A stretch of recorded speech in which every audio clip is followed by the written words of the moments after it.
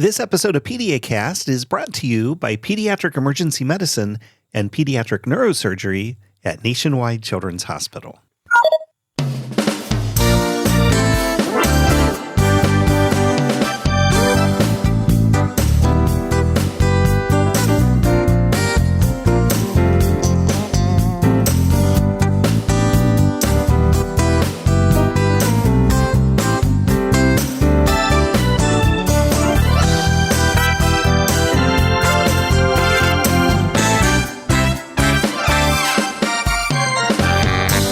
Everyone, and welcome once again to PediaCast. It is a pediatric podcast for moms and dads. This is Dr. Mike coming to you from the campus of Nationwide Children's Hospital. We're in Columbus, Ohio. It's episode 564. We're calling this one PECARN Prediction Rule for Pediatric Cervical Spine Injuries. I want to welcome all of you to the program. I know that was a lot of words that some of you may or may not be familiar with, but we're going to break everything down as we usually do on this podcast. First, it is a familiar scene. A child or teenager's injured. EMS arrives and they place a rigid neck collar to protect the bones in the neck. So you know what I'm talking about. It's the cervical collar that goes around the neck to protect it so you don't move your neck in case there is an injury. And if you've ever taken a first aid class, you know we try to keep the neck still when someone has a traumatic injury that potentially involves the head or cervical spine. And cervical spine is just a fancy way of saying the bones in the neck. So our patient is rushed to the hospital. And before their cervical collar is removed and their neck examined, they are likely to get x-rays of their neck or their cervical spine, just in case there is a problem. But do all children with a traumatic injury and a cervical collar placed in the pre-hospital setting, do all of them really need x-rays of their neck? Now, as you know, x-rays result in radiation exposure. CAT scans do as well. And they also prolong the period of time the child wears the collar, which can be uncomfortable and pretty scary for kids.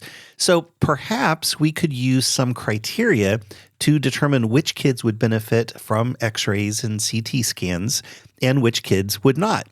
Doing so would save time and money and anxiety and radiation exposure. Now, these would have to be really good and well-studied criteria because we would be using them to determine if an x-ray is needed. We want our criteria to have high sensitivity and high specificity, meaning that they do a good job of predicting who is at risk and needs the x-rays and those who do not, because, we want to minimize the number of kids who are exposed to radiation while hopefully not missing any child who actually does have a bone injury in the neck. So this is important work, and it has been a long journey of developing and verifying the criteria that would be used to determine if cervical spine x-rays are necessary when a child has a traumatic injury to the head or neck. So today we have two authors of a study recently published in the Lancet Medical Journal of Child and Adolescent Health. The article is called PECARN Prediction Rule for Cervical Spine Imaging of Children Presenting to the Emergency Department with Blunt Trauma, a multi-center prospective observational study. So again, that's a lot of words, but in our usual PediaCast fashion, we're going to break down their meaning shortly as the two authors of the paper, both from Nationwide Children's Hospital, join us in just a few minutes. They are Dr. Julie Leonard with Pediatric Emergency Medicine and Dr. Jeffrey Leonard with Pediatric Neurosurgery. We'll meet them shortly. First, I do want to remind you the information presented in PediaCast is for general educational purposes only.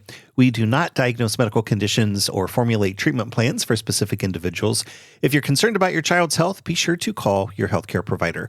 Also, your use of this audio program is subject to the PediaCast Terms of Use Agreement, which you can find at PediaCast.org. So let's take a quick break. We'll get Dr. Julie and Jeffrey Leonard connected to the studio, and then we will be back to talk about the PECARN Prediction Rule for Pediatric Cervical Spine Injuries. It's coming up right after this.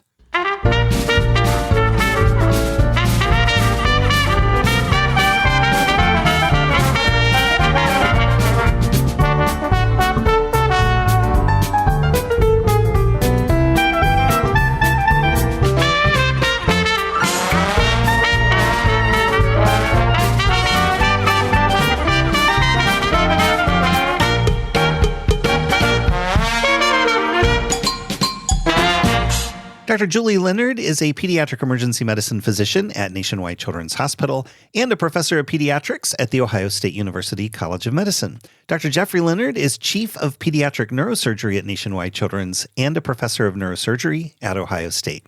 This wife and husband team has a passion for supporting children and families impacted by traumatic neck injuries, and they co-authored an article recently published in the Lancet Medical Journal of Child and Adolescent Health called PECARN Prediction Rule for Cervical Spine Imaging of Children Presenting to the Emergency Department with Blunt Trauma, a multi-center prospective observational study. Again, we will break down the meaning and usefulness of their work in a moment. But first, let's offer a warm PediaCast welcome to Drs. Julie and Jeffrey Leonard. Thank you both so much for visiting us today. Thanks for having us, Mike. We're excited to be here.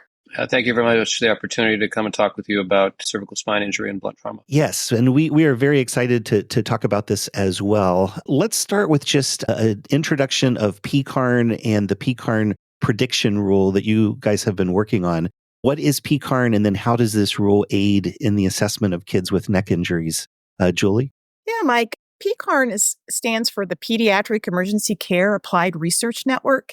And it's a network of 18 children's hospitals around the United States that have band together to conduct research that benefits children that are cared for in emergency departments around the United States.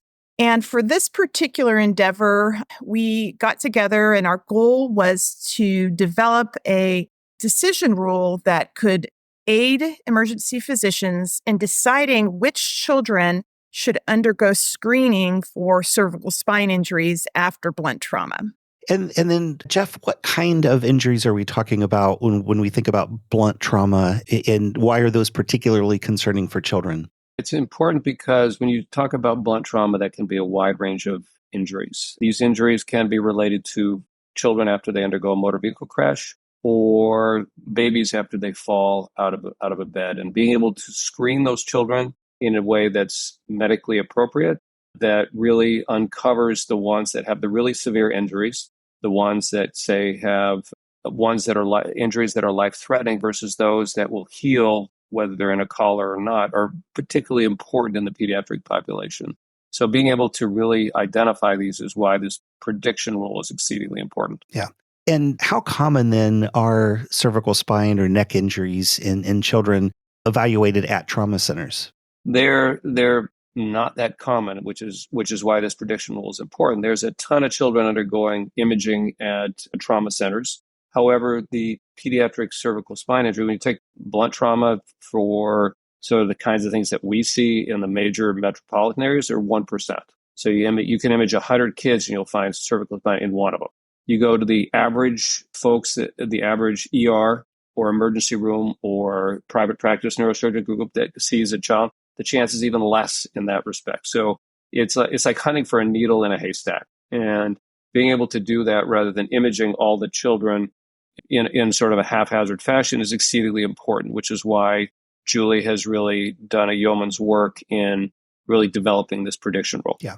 And this kind of follows on the heels of another PECARN rule that relates to head injuries that we have talked about on this program before. And so in a similar way, kids, when they get bonked in the head, which happens very often in childhood, it used to be that if they had any concerning symptoms at all, and that could include medium-sized headache, that they would just get a CAT scan to make sure that they didn't have a skull fracture or a brain bleed. But just like this, we discovered that most of those are negative when we do those CAT scans. So if there's a rule of specific symptoms that makes it more likely that the CAT scan will be positive, then maybe we only do the CT scan for those set of kids. And that has worked out really well and saved a lot of money and a lot of radiation exposure for children. And so then this study, I was really looking at a similar set of rules for cervical spine injuries so that we're not just x-raying every kid's neck that comes in just because that's part of our usual evaluation, unless they have specific symptoms or mechanisms present. Is that a good summing up, Julie?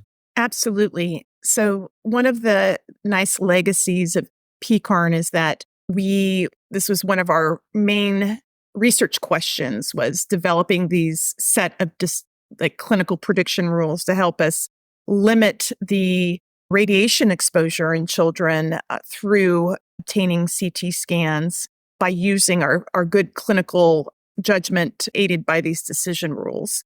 Importantly, though, we want to make sure not to miss injuries. So one of the key characteristics of these decision rules is that they are very, very sensitive to picking up those children that are at high risk for having an injury. Yeah. So you're going to have fewer kids who get the x-rays that didn't necessarily need them, but hopefully you're not going to get so tight in predicting who's going to get the x-rays that you miss people who really do have the injuries. So how do you design a study to determine what the rules ought to be in order to meet that goal? Yeah, absolutely. So the way that we go about developing the decision rules are to conduct these very large prospective observational studies. And what a prospective observational study is a study where we just make very, very careful observations of the patient's history, physical exam, and outcomes. And we gather that information directly from the clinicians that are caring for the patient so that we don't, miss or skip any important findings. And when I say large, I'm talking large. So important to these studies is that we have enough children with injuries that we can produce a very robust clinical prediction rule. So in this study, we observed greater than 22,000 children at 18 medical centers. It took us about 2.5 to 3 years at each center to observe that many children. So in terms of how we actually build a clinical prediction rule, so basically we took this rule building exercise sort of in two parts. First, we knew that there were some children that by how they injured themselves and how they presented to us, they would be at really significant risk of cervical spine injury. So as opposed to being at risk 1 out of 100 children, these children would be injured at a rate of about 1 out of every 10 children. So we first wanted to identify that very high risk group of patients because honestly, those are the kids where the risk of radiation-induced cancer it's sort of offset by the risk of missing that injury. So we define that first set of criteria based on sort of that risk threshold. So those are children that basically come into the emergency department and they're not responding to us. So they're completely unresponsive to pain. And they have often abnormal breathing pattern or blood pressure or heart rate, or they have very specific neurological findings on their examination that suggest that they've had a spinal cord injury. So that's a group, again, that we would recommend that they go straight to CT scan to be evaluated for a cervical spine injury. And then we have this second set where, there is somewhat greater increased risk for cervical spine injury. So as opposed to 1 out of 100 of the children having cervical spine injury, it is 3 out of 100 children will have cervical spine injury.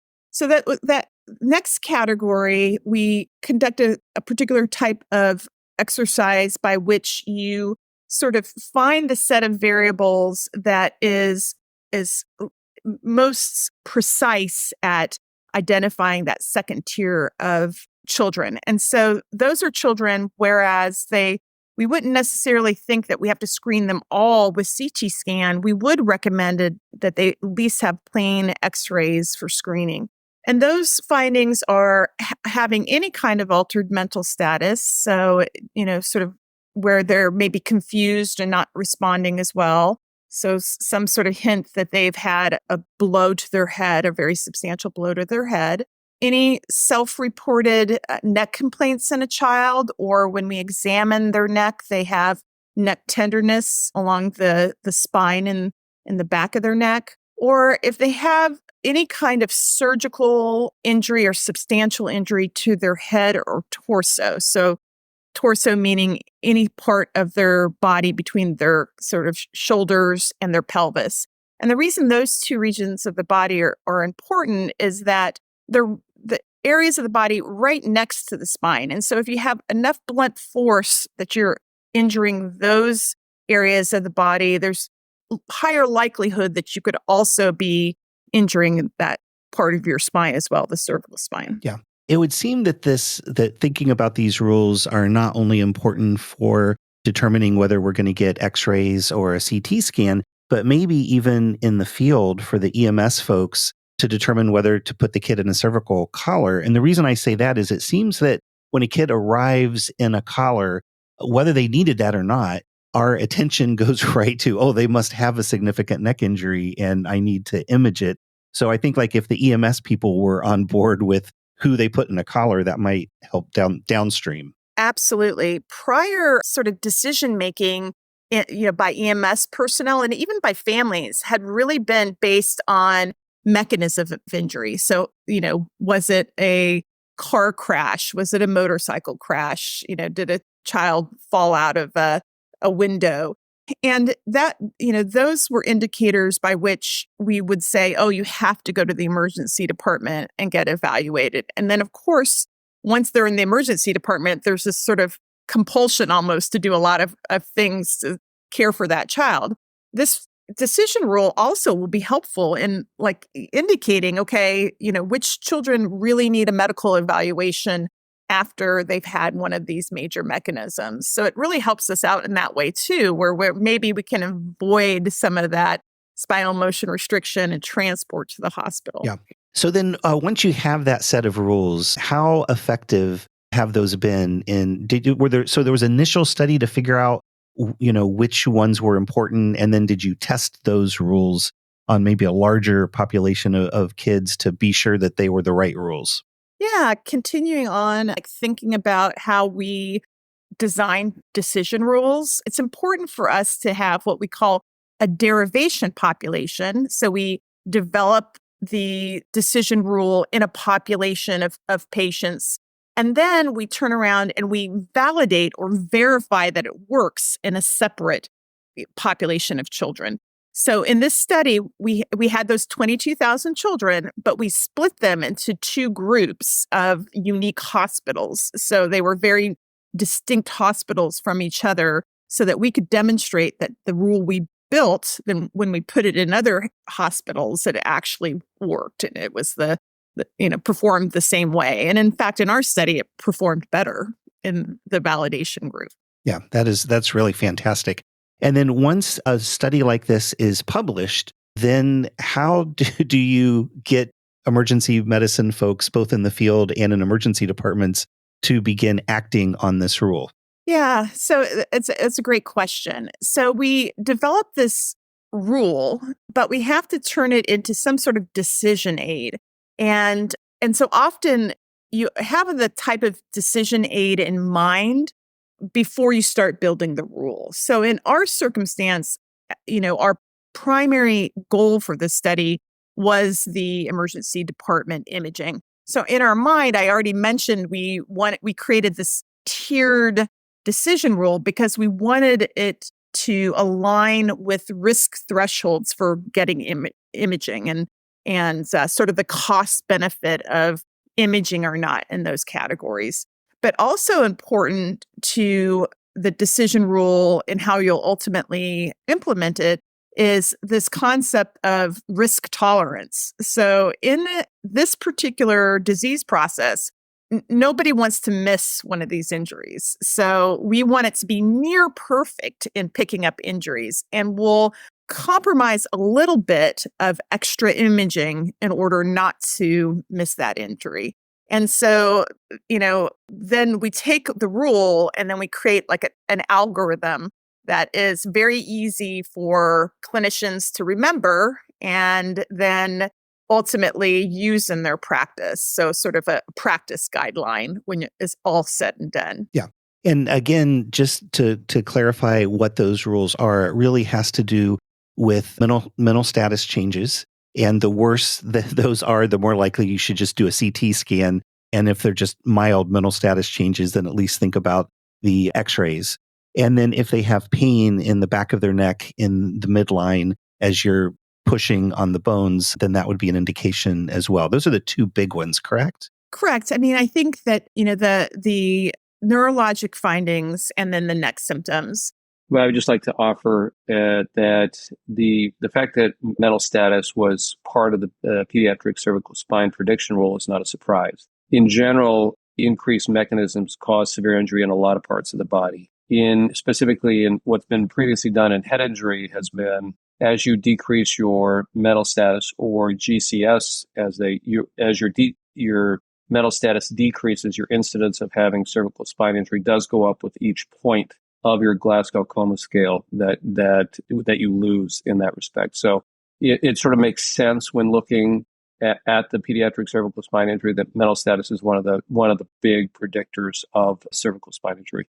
The other categories of injuries, which really are those sort of substantial injuries that we're talking about, those are really related to biomechanical forces and having sort of the force that's enough to injure your cervical spine. And then sometimes it's hard for children lower in their necks to distinguish that low neck pain from back pain. Yeah. And so there's, so those are important not to overlook, but the most important are the mental status changes, the neurologic changes on your exam, and then, as you pointed out, the neck complaints of neck pain and neck tenderness. If there's a high mechanism of energy that we're worried there could be a neck injury, a lot of those kids do come in as traumas. And then each institution may have their own protocols for what they do in a trauma because, again, there's higher risk. And they may have a distracting injury and not be able to say that their neck hurts because their belly hurts so much, or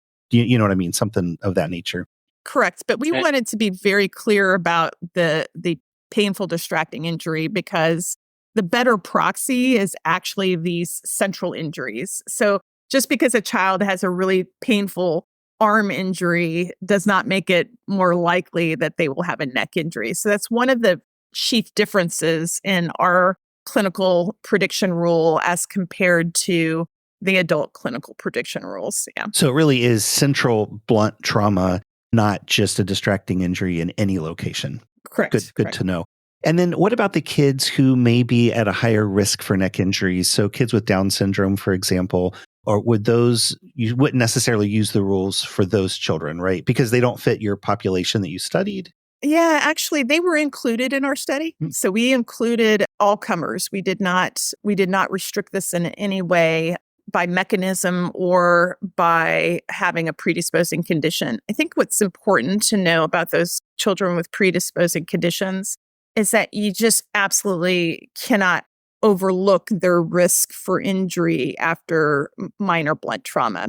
So the take-home message is that after they've had blunt trauma, they should have a medical examination.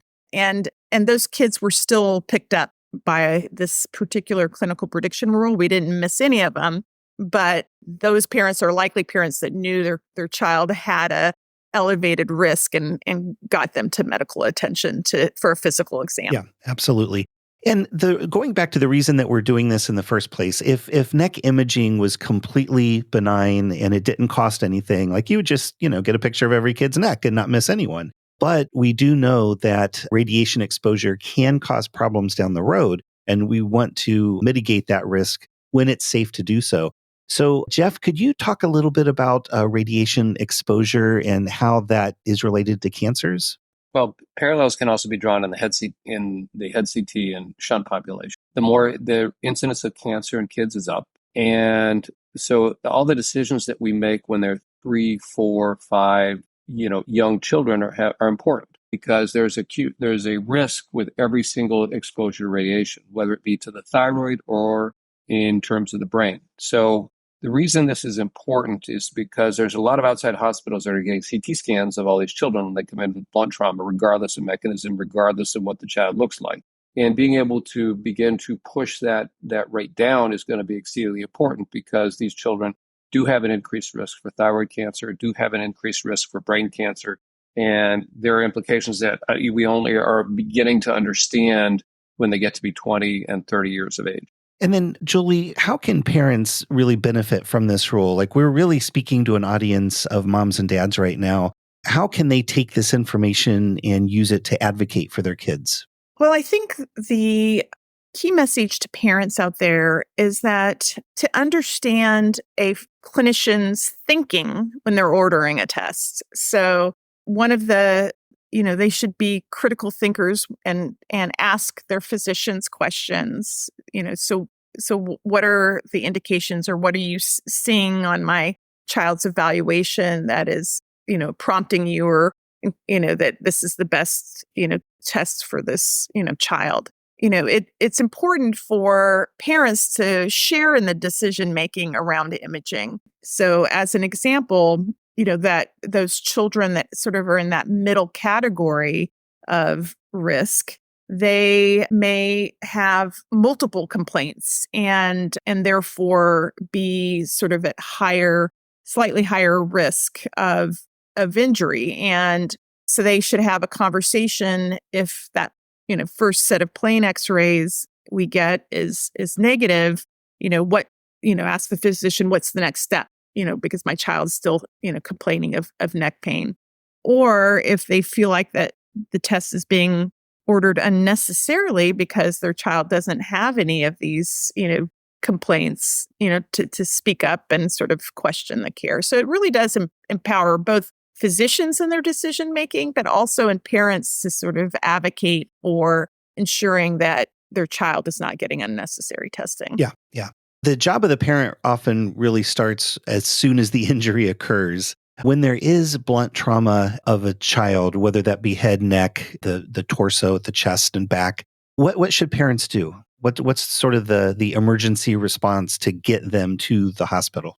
Yeah, absolutely. So if their child, any mental status changes in their child really should be evaluated by a physician. So that, could mean cervical spine injury, but it could mean an injury around the brain as well. If their child has any sort of difficulty walking or ambulating after an injury, very important to get them checked out.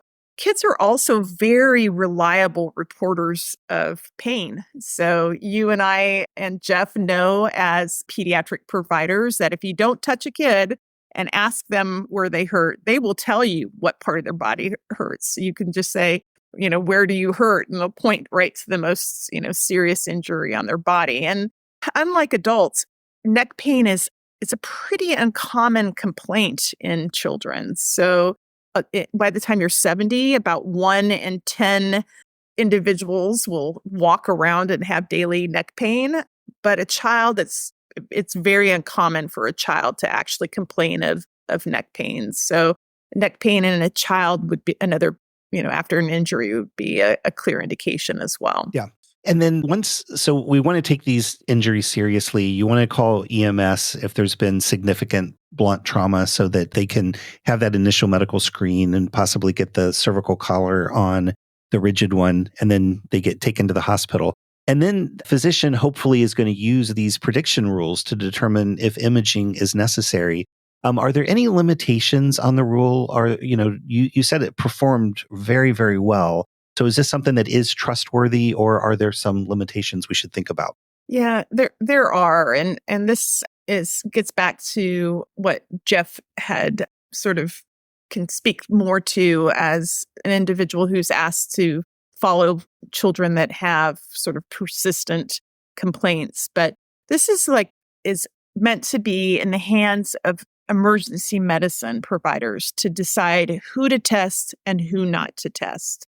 Ultimately, though, some of these injuries will require testing beyond what we're recommending. And so that begins to be a more nuanced care that belongs in the hands of a specialist. So as an example, if there is some particular finding of concern on the first test that we recommend, there's going to be a need to enlist the aid of a spine specialist to guide you in what your next best test is. Likewise, there might be some children that have persistent complaints despite the first test being negative. And then again, that would warrant going on for further evaluation. So that might be a child who has some sort of weakness or sensory changes. And we've said first test is CT scan, but you need, ultimately, if that's negative, they're likely going to get an MRI. Yeah. So again, this is like first pass, screen or not, and then what is your first test that you should elect to screen them with? Yeah. And especially as these rules are sort of young and, some people may not be aware of them, and we're trying to raise awareness. That's one of the points of this podcast. But you don't necessarily want to absolutely refuse to get tests done if physician that you're seeing can explain to you why they're worried and why they want to get it done. So as you said, it's really a great tool for parents to be able to at least have the conversation. But if if your child is injured by blunt trauma and a physician that you are seeing is saying, I think we need to do this, you can push back and say why and let them explain. But at the end of the day, you do have to put your trust in the person who's seeing your child, and hopefully they can explain things in a way that's understandable. Does that make sense? Yeah, absolutely. Yeah. And then, Jeff, what kind of actual injuries do you typically see? So once something is identified, they see a neurosurgeon like yourself. What are some of the most common cervical spine injuries that you encounter? Well, it's highly variable, and that's one of the big problems, or why a prediction rule is exceedingly important, because there can be everything from the young children that can have life-threatening injuries such as occipital cervical dislocation, which is fatal if going undiagnosed. A certain percentage of these children do present to the hospital and they're awake, alert. They've usually had high mechanism of injury. But if you don't recognize that they have that, it's exceedingly important to do that so the proper precautions are taken. There can be everything to the children that have point tenderness, that have spinous process fractures, which are by no means life-threatening nor unstable, which simply require pain control before they go away. So there's a wide range of injuries and a wide range of mechanisms, whether they be burst fractures that occur after a football injury or other things when children fall from 4 feet out a window, or some of the other things that we see over the course of evaluating the blunt trauma patients. So there's a wide range of injuries that also vary based on age. Whereas the spine matures, you start to get more adult type injuries that move lower in the cervical spine versus the young kids that really have the upper cervical spine injuries that we generally see because of the fact that the head to spine ratio is dramatically different in the children than the adults. So it's a sign, which is why specific pediatric studies such as this is exceedingly important, because to use words, not every child is not just a little adult. So you have to be able to tease out those nuances that change as the children get older. Yeah. When there is a neck injury present, how likely is it that a child would need a surgery or have neurological problems after that injury? The nice thing for my sanity and my peace of mind is it's very rare. And it's only handled in very specific instances. So in fact, most of our pediatric spine injuries based on this, in this study and some of the other ones that we've done have been non-operative. But again, to emphasize why the prediction rule is important, you need to identify these, you need to determine what's stable versus not, and you need to be able to operate on the rare children that need cervical spine injury. It is nowhere near the same percentages that you see in adults. But it is still, when it happens, it's something that none of the other providers want to miss. Yeah, absolutely. Julie, how does this then fit into the field of pediatric emergency medicine? There's a lot of things that take place in kids just as we treat and manage children that we have just always done. And now, when we start asking questions and doing the kind of studies that you're doing, this is how change really ends up happening. How is this going to change the way that we practice emergency medicine as it relates to kids? Yeah, so hopefully the change will happen quickly. So the good part about this study is that we were able to complete that derivation and validation, which I spoke about. So we feel like it's a very trustworthy decision rule. And the key is getting it out into the hands of providers. So basically disseminating it and getting it in textbooks, online, promoting it through different educational platforms like podcasts as your podcast. So we get it into the hands and in use. And what we project will happen is that we will likely decrease CT rates by 50%. Which would be amazing, have an amazing effect on long-term health of children in terms of that radiation exposure, the cost of healthcare, because obviously getting these imaging tests costs money and time, and for both parents and healthcare providers. So we anticipate that we will, have these great healthcare savings and improved healthcare by reducing CT without compromising, the care for injured children. And that, this particular decision rule was able to predict almost every child that had a cervical spine injury. So very, very sensitive to identifying those kids that were injured, but again, specific enough, not overly, generalizing. We were able to get it specific enough that we could actually make a meaningful cut in the use of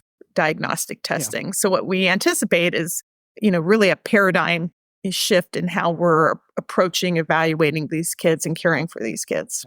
The PECARN rule for head injuries, we've been able to bake into our electronic medical record. So, when the child is triaged, or whether it's a nurse or a physician who's doing an initial exam, data gets input into the electronic medical record. And then there's a tool that then will notify, like, hey, this kid should or shouldn't get head CT. Is there going to be a similar thing for the cervical spine rule in terms of being sort of baked into the electronic medical record? Yeah, absolutely. So what's really interesting is there's been almost more than a decade between these two rules in terms of rolling them out. And our electronic resources for care and our understanding about how that improves care has changed dramatically. So, and we're able to get these tools in electronic formats much more quickly. So as an example, already our, up to date, a common reference, online reference for physicians has already made the update to their algorithm. Another platform called MD Calc, again, is a platform that physicians can pull up and use on their iPhones, has already made this change. Epic is in the process of inserting the decision support into their platform. And there are other vendors out there that have similar decision support platforms that we're already partnered with to get this out in those electronic mechanisms so that it's, put in front of the physicians as quickly as possible in their decision making.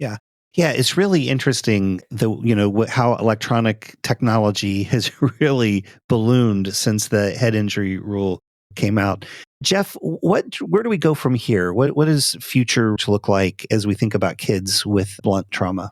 I mean, you see the differences that occur at a major medical center that is already beginning to implement the decision-making rules. Whereas you're still having children that, say, fall from 4 feet, or they're getting CT scans at outside community hospitals. So I think where it's going is taking the data that we take at these hospitals, these major academic medical centers, and disseminating to the community, such that I just harken back to one thing that Julie did back when she did her spinal cord injury work, where she was able to show that it's going to be really hard to do any spinal cord injury work in the pediatric population because the majority of those folks are not cared for at major academic medical centers. So really the implementation that she's talking about is where this goes from here. And it's exceedingly important because these children are cared for at your private medical centers, your close to home emergency, and they don't follow the standard rules. And the implementation of this is going to be exceedingly important. And then carrying it out to all the various other subspecialties too, which is exceedingly important that we've seen in the rollout of this of her Lancet article, is that it's making its way into the orthopedic literature, it's making its way into the neurosurgical literature, it's being implemented across specialties, which is exceedingly important. And having something like this is sort of where this goes in its next steps. Yeah, very, very important. And you make a great point. The folks who work in academic pediatric emergency departments are way more likely to hear about this rule, through the mechanisms that we have described, and then to uptake that in terms of it being a part of their practice. But when we think about urgent care centers and community emergency rooms, it may be a little bit slower to percolate out there. What can emergency departments do, Julie, to maybe increase uptake and awareness of other places that refer to them, if that makes sense? Absolutely. So the key is outreach efforts and, sort of ensuring that the community emergency departments get connected with their closest children's hospital. So if I were to put on another hat and talk about the EMS for Children program, basically it's this concept that there needs to be focused effort in emergency departments that don't care for a lot of children to make sure that they are prepared and they have tools and resources available to them as references and guidelines for when that child actually arrives. So we advocate for all emergency departments, big and small, to have individuals that are focused as pediatric champions. So bringing sort of the best evidence for care for children and, advocating for that care in their emergency departments. So that, again, could be creating pediatric guidelines that are used in general emergency department settings,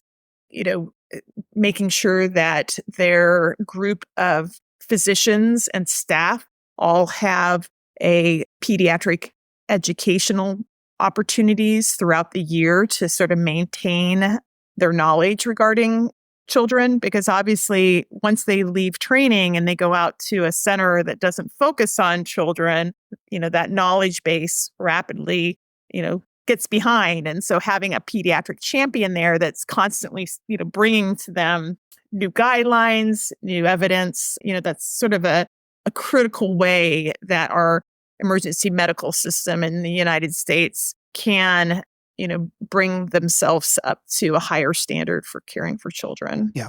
Yeah. It seems like really pediatric emergency departments ought to have outreach folks, who proactively go out to all of those places, which, can be done virtually these days with Zoom meetings. But just, that personal touch and not just rely on, well, maybe they'll hear about it and maybe they won't, but really being proactive and getting the latest information out there to those folks who see kids.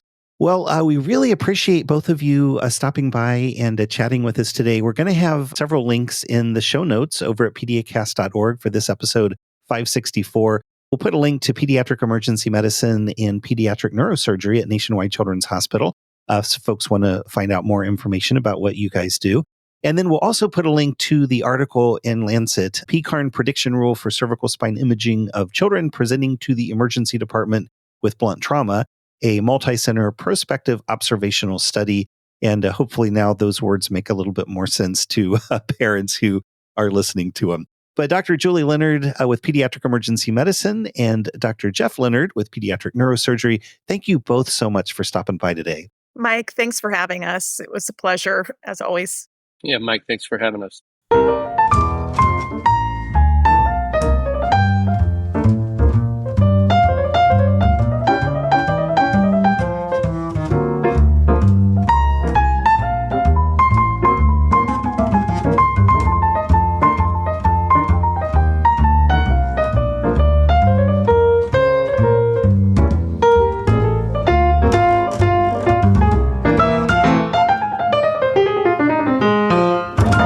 We are back with just enough time to say thanks once again to all of you for taking time out of your day and making PediaCast a part of it. Really do appreciate that.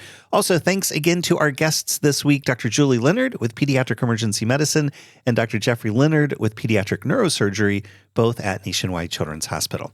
Don't forget, you can find us wherever podcasts are found or in the Apple and Google podcast apps, iHeartRadio, Spotify, SoundCloud, Amazon Music, YouTube, and most other podcast apps for iOS and Android. Our landing site is PediaCast.org. You'll find our entire archive of past programs there, along with show notes for each of the episodes, our terms of use agreement, and that handy contact page if you would like to suggest a future topic for the program. Reviews are helpful wherever you get your podcasts. We always appreciate when you share your thoughts about the show. And we love connecting with you on social media. You'll find us on Facebook, Instagram, Threads, LinkedIn, and X, simply search for PediaCast. Don't forget about our sibling podcast, PediaCast CME. That stands for Continuing Medical Education. It is similar to this program. We do turn the science up a couple notches and offer free continuing medical education credit for those who listen. And that includes doctors, of course, but also nurse practitioners, physician assistants, nurses, pharmacists, psychologists, social workers, and dentists. And since Nationwide Children's is jointly accredited by all of those professional organizations, it's likely we offer the exact credits you need to fulfill your state's continuing medical education requirements. Shows and details are available at the landing site for that program, PediaCastCME.org. You can also listen wherever podcasts are found. Simply search for PediaCast CME. Thanks again for stopping by, and until next time, this is Dr. Mike saying stay safe, stay healthy, and stay involved with your kids. So long, everybody.